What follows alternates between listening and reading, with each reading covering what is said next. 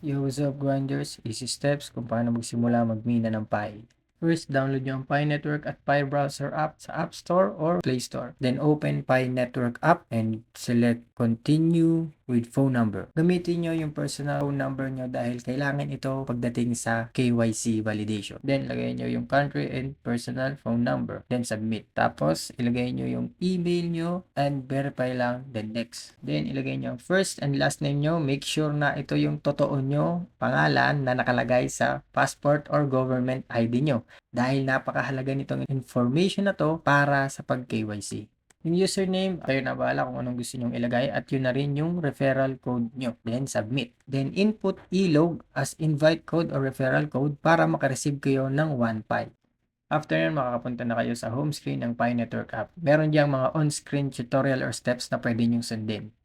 After nyong gawin yung on-screen tutorials, papupunta kayo sa roles. Makikita nyo rin yung roles sa menu button or hamburger button sa taas ng kaliwa ng home screen. Pag sinelect nyo sa menu yung mainnet, mapupunta na kayo sa balance dashboard na dito nyo makikita yung amount ng Pi na namina nyo. Tapos makikita nyo dito yung mainnet checklist. Pag sinelect nyo yun, mapupunta kayo sa mainnet checklist. So ito yung pinakamahalagang process na dapat nyong gawin para ma-validate yung account nyo at ma-prove nyo na totoo kayo na user. So dyan sa step 1, makikita nyo yung start download yung Pi browser. So kaya pina-download ko na nung umpisa para pag sign in to Pi browser nyo, mariredirect na kayo sa homepage ng Pi browser. Sa taas, select nyo yung create a Pi wallet to begin. Then, select the generate new wallet. Then yun, nakapag-generate na kayo ng wallet nyo. At may lalabas dyan na seed phrase or passphrase. Yang 24 random words ng passphrase, yan ang secret code nyo para ma-access ang wallet nyo.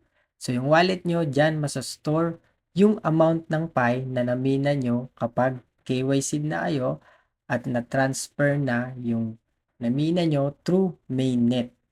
So, itong passphrase na to, wag nyong i-share kahit kanino, wag nyong i-screenshot, wag nyong i-send or i-save sa kahit anong social platforms.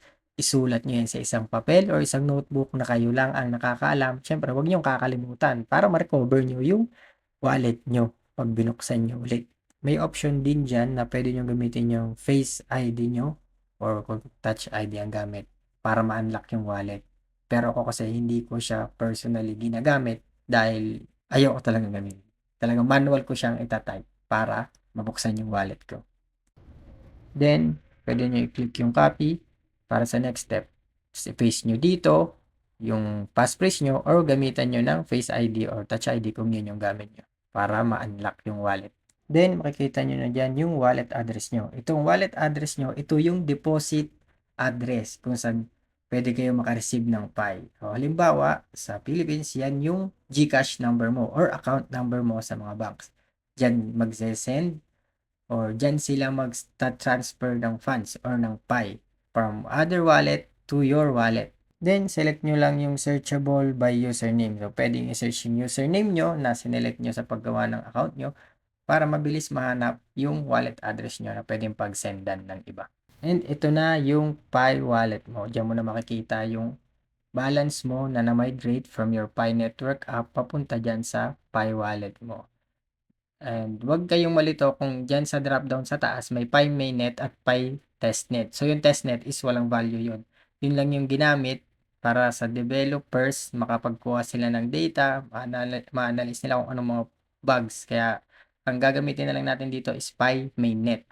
After mong makapag-download ng Pi browser and makapag-create ng wallet, makukomplete mo na yung step 1 and 2 sa mainnet checklist mo. Then step 3, confirm mo yung Pi wallet mo through your Pi network app. And since nakakopy ka pa at nasa clipboard mo pa yung passphrase mo, i-paste mo siya dito para ma-confirm sa Pi network app mo yung Pi wallet mo. Then after ma-confirm, mareredirect ka dito at pag kinontinue mo, mapupunta ka naman sa Pi browser ulit. Then open mo ulit yung mainnet checklist mo sa Pi network app. Makikita mo na completed na yung tatlong steps. Ang next is magkukommit ka ng lock app mo or kung ilan yung gusto mong ilak na Pi and pwede mo lang siyang ma-withdraw or pwede mo lang siyang ma-convert through USDT or USDC kung meron na nun after ng ilang years or kung gaano mo katagal siyang gustong ilak. Pag in-start mo yung step 4, makikita mo na dito yung configure lockup settings.